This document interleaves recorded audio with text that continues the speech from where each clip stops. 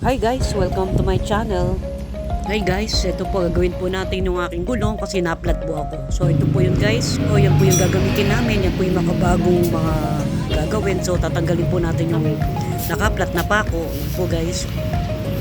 So pagka natanggalan po natin yan gagamitin po natin yung tinuturo ng araw. Yung po parang rubber. So yan po. So yan po, babasahin po natin, dilinisin po natin. So yan, tutusukin po natin yan guys.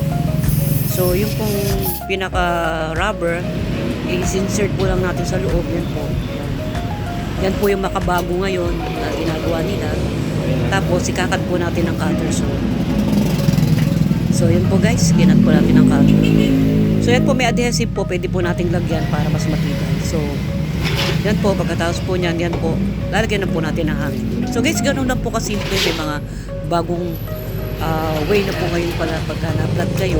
Mas easy na po para mismo kayo kaya na po magawa. Basta meron lang po kayo na tinatawag na pinaka-materials na dala, katulad po ng pinakita ko sa inyo. So guys, yan na po, okay na po siya.